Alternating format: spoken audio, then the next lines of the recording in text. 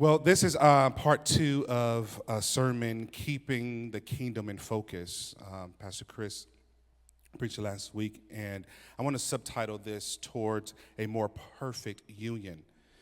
And I want you to imagine with me for a moment 1850 in Cincinnati, Ohio.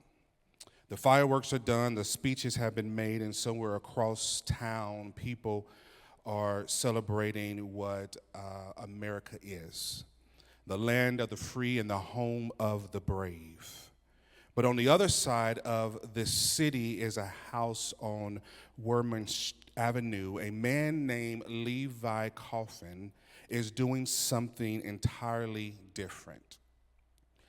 He's hiding people in secret compartments behind false walls, dressed in disguises that his wife, Catherine, sewed by hand. Freedom seekers, men, women, children, who cross the river out there, the Ohio River, the line between what is bondage and something better. They made it to Cincinnati. And Levi Coffin made sure that they kept moving. He wasn't a soldier, he wasn't a politician, he was a Quaker businessman, a church-going man. And when people asked him why he kept doing it, why did he keep risking everything and risking his business, his reputation, even his safety, he didn't give a complicated answer. He said it was simply his Christian duty. That's it. There's no hero speech. Just a man whose faith told him there was a gap between what this country promised and what the country was doing. And he decided that the church wasn't going to wait for the nation to close it. Today is July the 5th. Yesterday, America turned 250 years old. And I want us to sit with that for a moment. 250 years is significant. It deserves to be named. But I think that Levi Coffin would push us. He would say significant isn't the same as finished. A milestone isn't the same as arrival. And if your faith is real, you don't just celebrate what is, you stay honest about what still isn't. So today, we're going to do something harder than just celebrate and something more hopeful than complain. We're going to ask the question that Levi Coffin asked right here in this city on the banks of the river 175 years ago. What does your faith require of us right now? Number one, the promise was real. You see, there's a sentence that sits at the center of the American story. We hold these truths to be self-evident, that all men are created equal. It appears in the Declaration of Independence in 1776, and as a political philosophy, it claims something bold, that all people possess natural rights, life, liberty, and the pursuit of happiness. That's the promise. And at the same time that those words were written, 500,000 enslaved black people lived in the colonies. Slavery was legal in every single colony that became the United States. Women did not have the right to vote, and many poor white men couldn't vote either. Native nations were not recognized as equal political communities. And Thomas Jefferson, the man who wrote those words, owned hundreds of enslaved people over his lifetime. So we have to be honest. See, when Jefferson wrote, all men are created equal, he was not thinking about people who look like me. He was not thinking about the enslaved woman in his own household, the indigenous people of this land. The contradiction wasn't an accident, it was architected.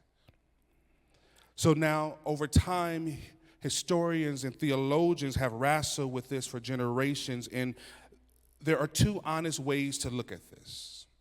Some argue, like Frederick Douglass, that the Declaration's language was always universal, that America simply portrayed its own ideas, and that the promise was real even if the practice was a lie.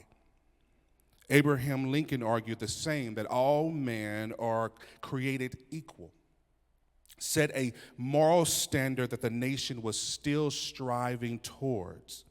Others are clear in that practice that black people were never included, that the founders and the framers of the Constitution who defended slavery weren't confused about whether the Declaration applied to us. They knew and they chose.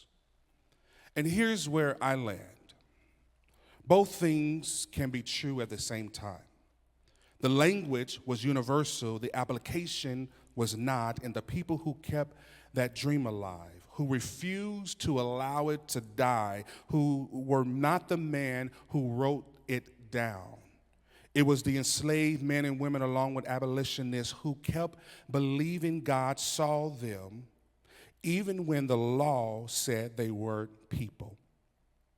It was freedom seekers who crossed the Ohio River at night with nothing but faith that something better was waiting on the other side. In the midst of all of this, in 1831, anti-black riots broke out in the city.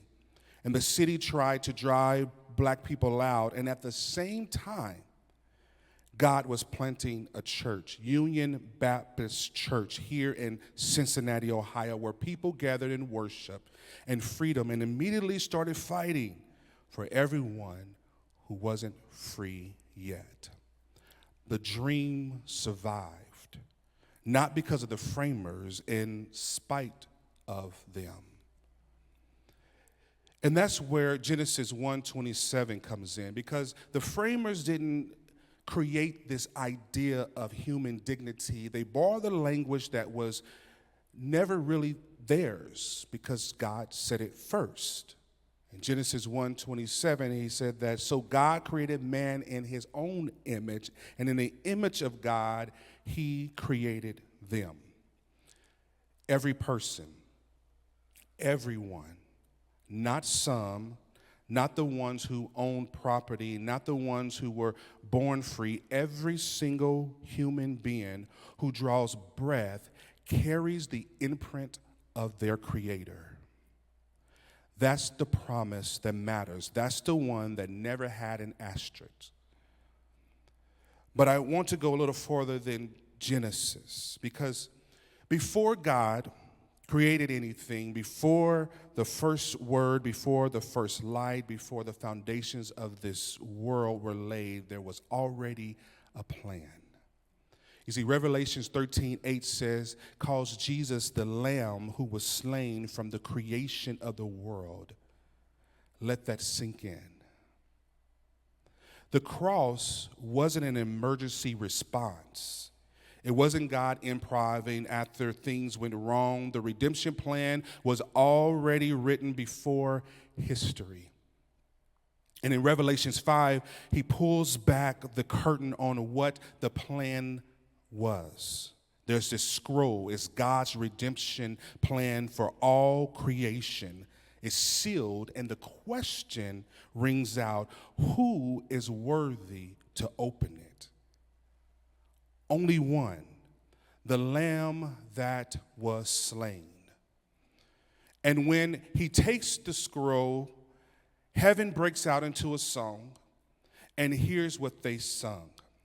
You were slain, and with your blood you purchased for God persons from every tribe and language and people and nations. You have made them to be a kingdom and priests to serve our God.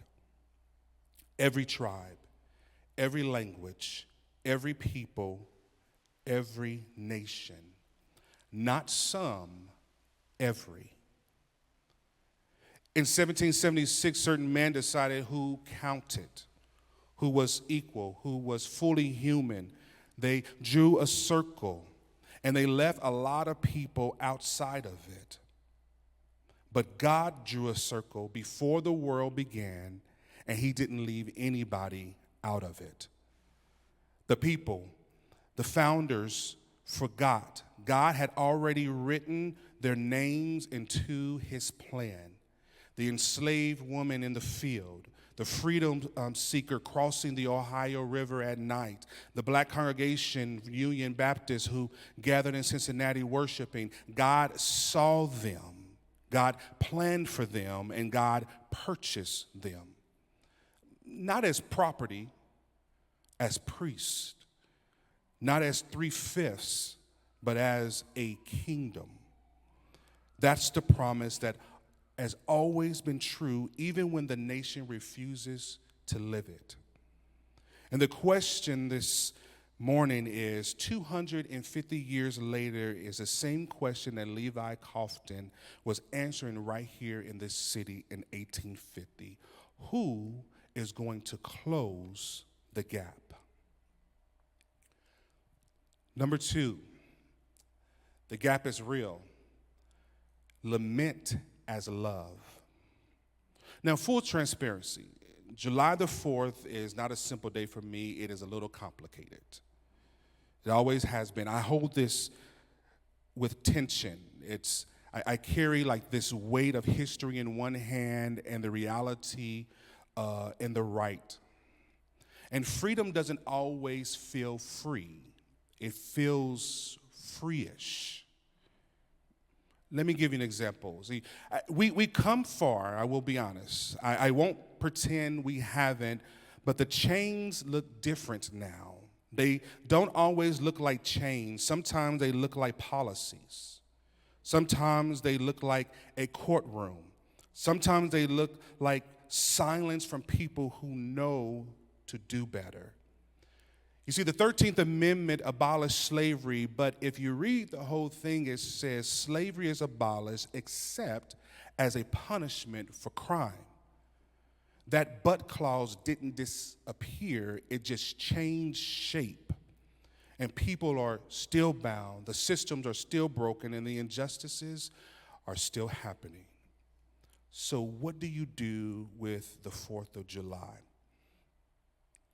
I like the water, and I like being on a beach. And you go to a beach, if you haven't been out in the water, you kind of go out to a point to where you're just no longer flat-footed, you kind of stand on your tippy toes. And then there's this wave that comes, and you kind of jump in it, and you kind of ride it a little bit. And you see another bigger wave that's coming, and you're okay, but here comes the bigger wave. And you don't quite get your breaths before it hits, and you're not drowning, and you're not really free either.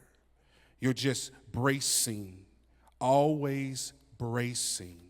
And that's what it feels like. Nothing, not something that happened to me personally, but is happening to my people. And you brace yourself because another wave is always coming. Femi Lou Hamer said it better than I can. She says that your freedom is shackled and chains to mine, and until I'm free, you're not free either.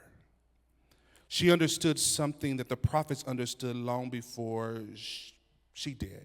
You cannot celebrate what is and ignore what isn't, not if you love God and not if you love his people.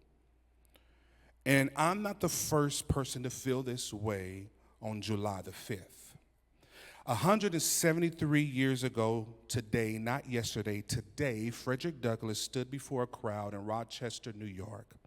And he asked a question that has never stopped being relevant. What to the slave is the 4th of July? He answered himself. He said, it was a day that revealed to the enslaved person more than any other day of the year the gross injustice and the cruelty to which they were the constant victim. Then he said something that should make every person in this room uncomfortable who loves the church, because he said that the church wasn't just silent. It took sides with the oppressors. 173 years later, and we're still arguing about whether the church should speak. That's not a new problem. That's an old wound that has never been fully healed. And here's what I don't want you to miss about Frederick Douglass, that he didn't end in despair. He said he did not despise of this country, that the arm of the Lord was not shortened. He lamented loudly and honestly, and then he kept going. That's not weakness. That is the prophetic tradition. Look at the prophets. Isaiah didn't write poetry from a comfortable distance. He walked barefooted for 3 years as a sign of grief because the nation was headed towards judgment. Ezekiel laid on his side for days, acting out the suffering of his people with his own body, because sometimes the grief is too big for words and it has to live somewhere physically. Joshua, he tore his clothes and fell face down before God when Israel fell. And not because he hated Israel, because he loved Israel and couldn't pretend everything was fine when it wasn't.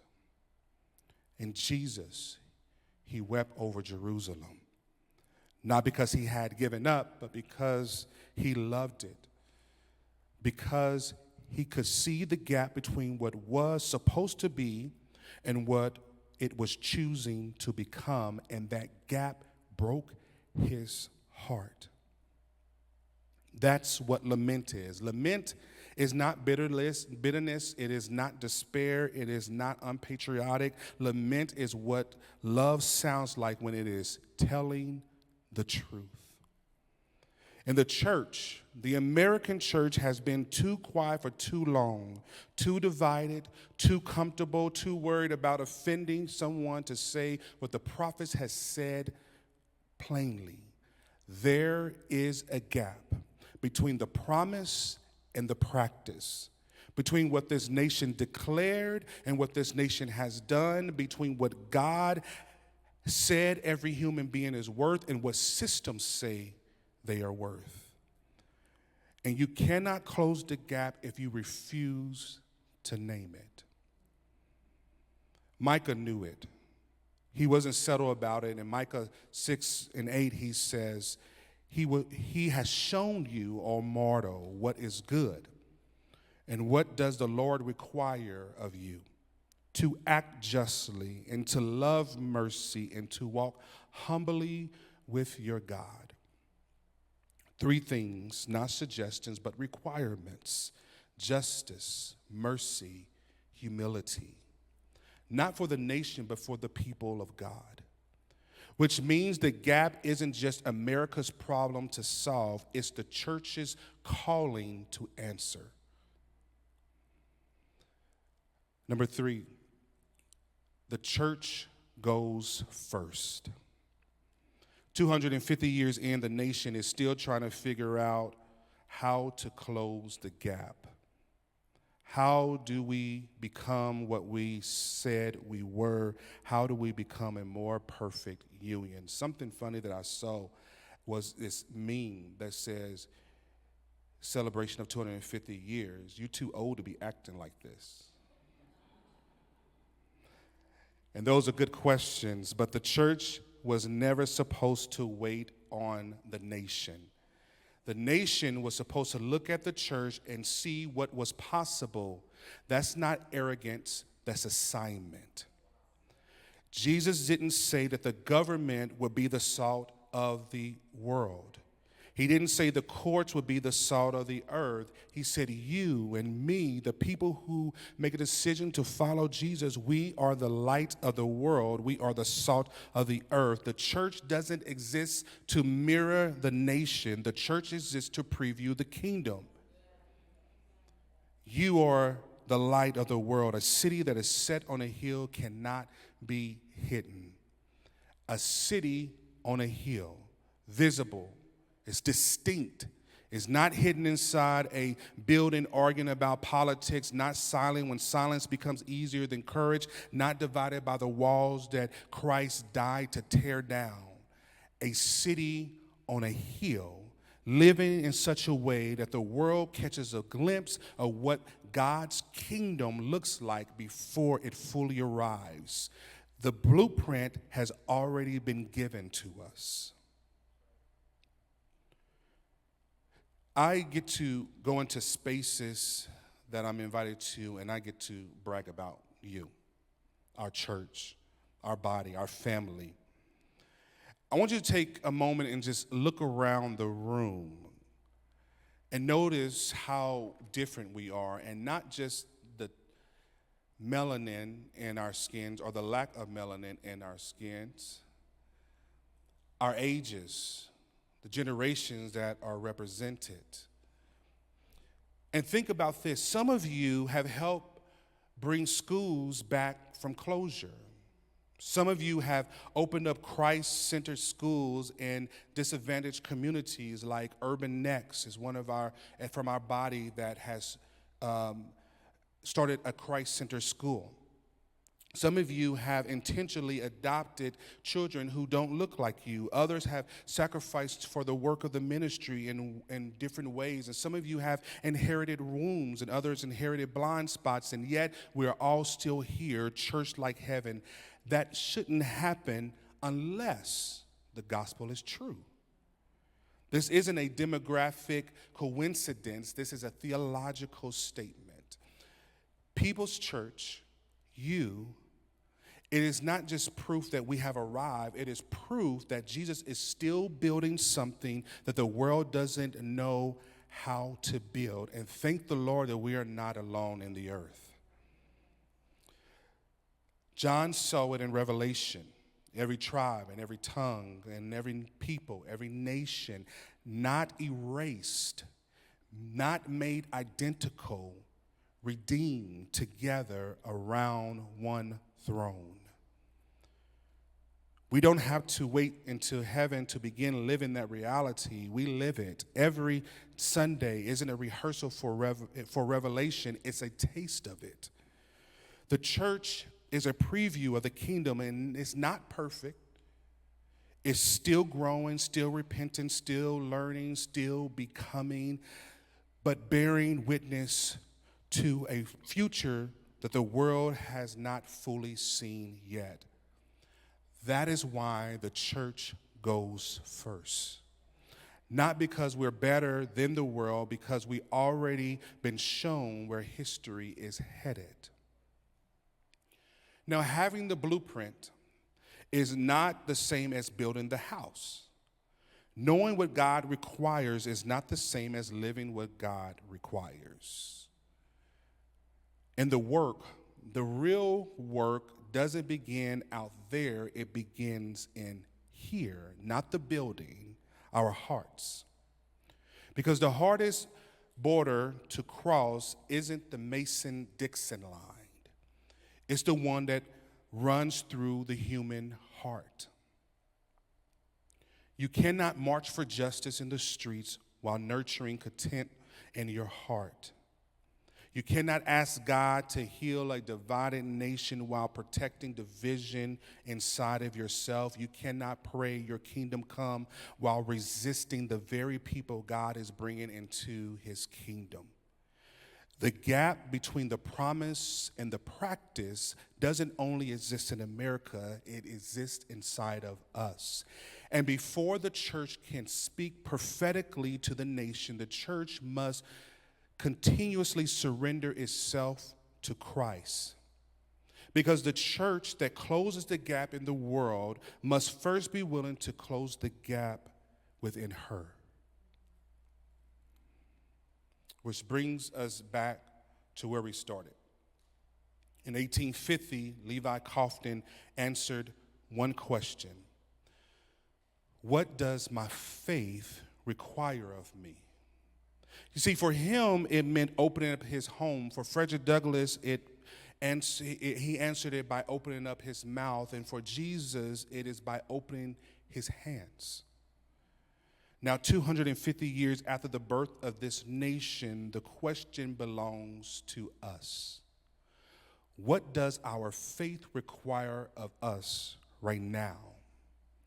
Before we speak, before we act, before we post, our faith requires us to lament together. Not talk about it, but to practice it, to embodiment. Lament is what love looks like when it refuses to lie. The people of God turn towards the Lord, they tell the truth, they ask boldly, and they choose trust. Lament has a sound. And I remember growing up hearing different sounds like groans and moans. We heard a silence so heavy that it had weight. We heard a cry that started somewhere deep in the body and it came out before the mind could stop it. Paul said in Romans 8 that the Spirit intercedes for us with groanings that words cannot express or too deep for words. It's a sigh, it's a tear, it's a moan, it is a silence, it is a whisper, Lord.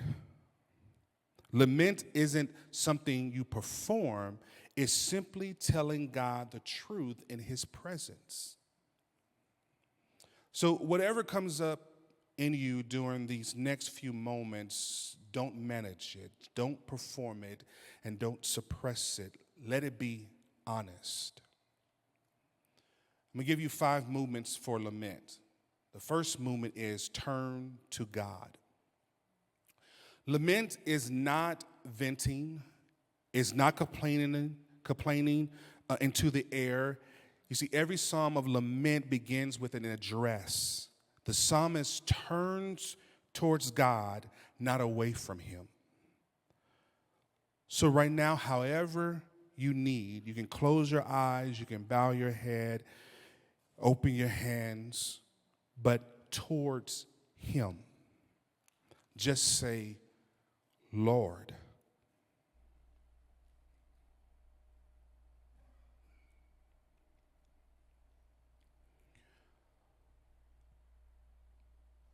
Movement 2 of lament is tell the truth.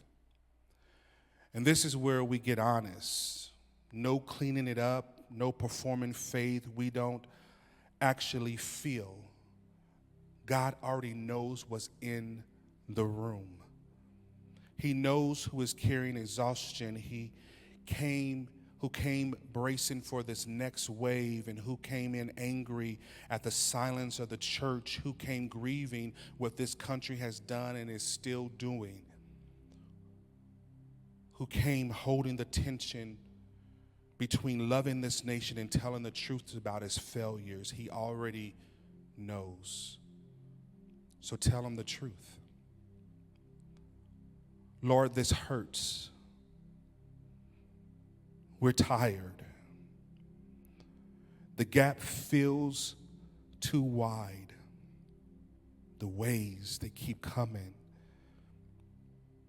The church has been silent when it should have spoken.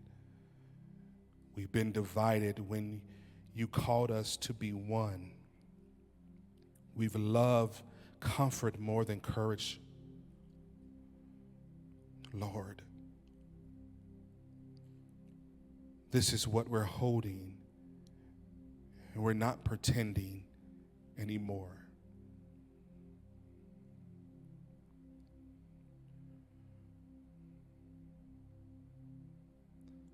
Movement 3 of lament is ask boldly. And this is where lament becomes intercession. You see, the psalmist didn't simply name the pain, they asked boldly without apology. So we ask, heal what is broken in this nation. Move where injustice have taken root. Comfort those who are weary. Protect those who are vulnerable. Bring repentance where hearts have grown hard. Give your church this church the courage to speak when silence is easier, to act when comfort is more convenient, to love across every line that sin has drawn, to become the kind of church and community that gives the city a glimpse of your kingdom. Lord, help us. We cannot do this without you. We never have and we never will. And so we ask.